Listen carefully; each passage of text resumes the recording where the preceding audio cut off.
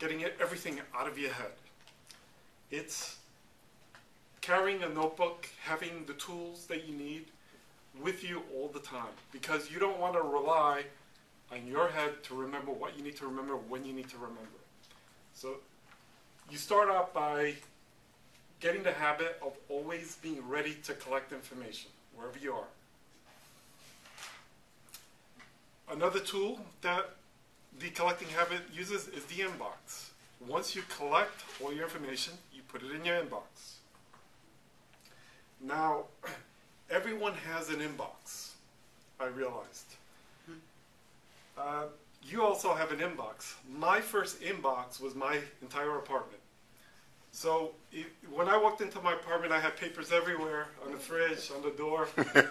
So what I did was I bought a $2 box, and what that effectively did was reduce the size of my inbox from my entire apartment to this one box to get organized.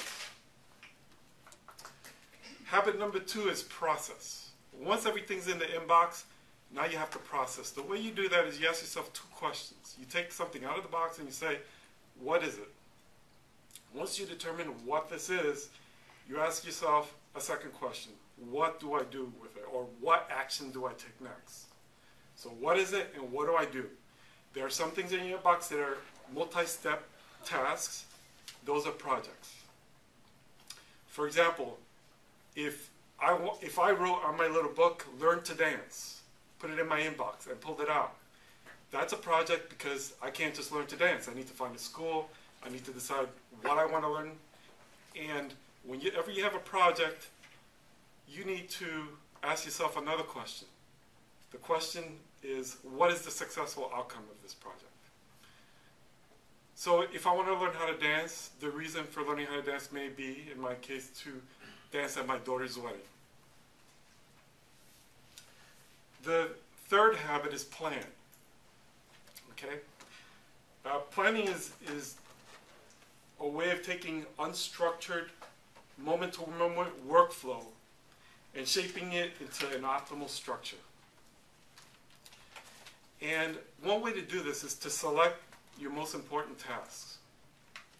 Every day, if you have a list of 10 tasks, you can pick 3, or if you have a list of many tasks, pick 3 that you're going to do primarily every day.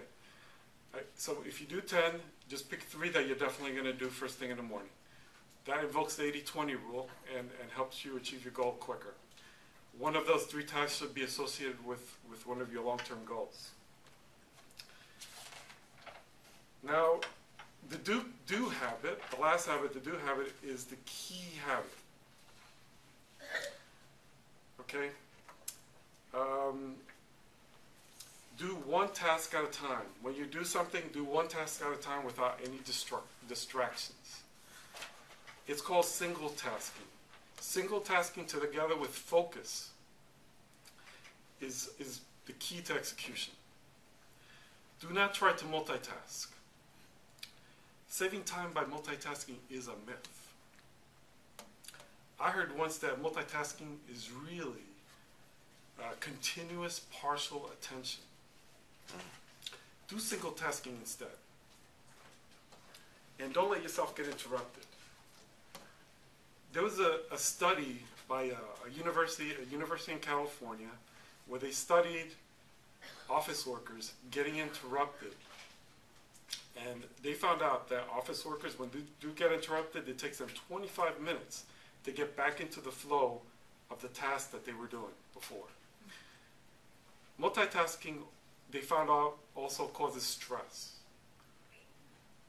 And also attributes to the loss of short-term memory.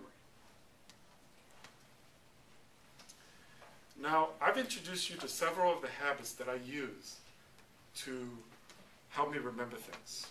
That is, collect habit, the process habit, the planning habit, and the do habit. So what I'm basically describing here is take everything that comes to you, take it out of your head, and put it into a system of habits that help you remember what to do and when to do it. And so, what's the secret to not forgetting anything? Well, the secret is to never forgetting anything have nothing to remember. Because if you have to remember something and it's not in your system, then you might not remember it. Don't trust your brain. You cannot forget anything if there's nothing to remember. And if you don't believe me, just look at me. I can guarantee you there's nothing going on up here. My mind is completely blank. And I am living in the present. All right. Thank you.